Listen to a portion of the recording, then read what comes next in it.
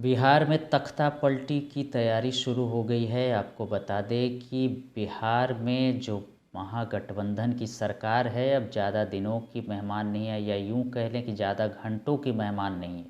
बहुत बड़ी खबरें आ रही हैं, लगातार सियासी गलियारियों में खबरें चल रही हैं कि नीतीश कुमार एक बार फिर से पलटी मारकर अब बीजेपी में जाने की पूरी तैयारी कर चुके हैं। जी हाँ, तीन पार्टी जो हैं बीजेपी, जदयू और आरजेडी, तीनों लगातार मीटिंग कर रहे हैं। तीनों पार्टियों ने अपनी जो विधायक हैं उनको पटना बुला लिया है और लगातार मीटिंग चल रही है। विधायक दलों की मीटिंग चल रही है। विनोद तावड़े जो हैं बीजेपी की मीटिंग में शामिल हुए हैं। उनसे जब पूछा गया कि क्या नीतीश कुमार एनडीए में आ रहे हैं, तो उन्होंने कहा कि मैं अभी कुछ नहीं जानता कि नीतीश कुमार आ रहे हैं या नहीं आ रहे। लेकिन अब बीजेपी की तरफ से भी अब सीधे साधे जवाब दिए जा रहे हैं।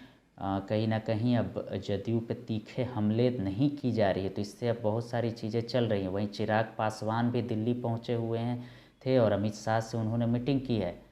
और आपको बता दें कि अब इसको लेकर तेजस्वी यादव जो हैं उन्होंने भी कहा है कि इतनी आसानी से ये सरकार नहीं गिरेगी, लेकिन अब देखना होगा कि क्या कुछ होता है। आरजेडी की तरफ से कहा गया कि हम अंत तक इंतज़ार करेंगे, हम नज़र बनाए हुए हैं। वहीं जदयू के जो प्रवक्ता रहे हैं नीरज कुमार, उन्होंने साफ तौर पे कहा है कि आरजेडी अगर अपने नेताओं के बेफालतू बयानबाजियों को नहीं रोक पाता है तो इसके अंजाम बेहतर नहीं होंगे।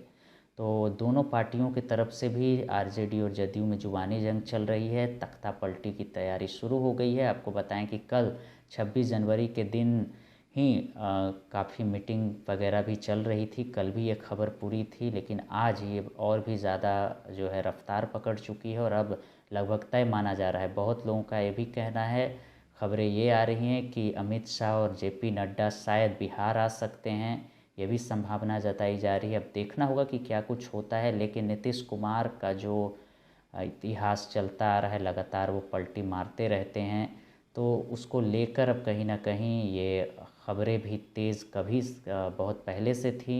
ये चर्चा चल रही थी कि नीतीश कुमार जो हैं वो पलटी मार सकते हैं। आरजेडी और जदयू के बीच कुछ बेहतर नहीं है। रोहिणी आचार्य का ट्वीट भी आया था जिस पर भी बवाल हुआ था, और उसके बाद वो ट्वीट भले हो गया, लेकिन उसके बाद और गर्मा गर्मी हो गई और दोनों पार्टियों के नेताओं के बीच जुबानी जंग चल रही थी। अब देखना होगा क्या कुछ होता है। कमेंट करके आप भी बताइए। तब तक के लिए धन्यवाद।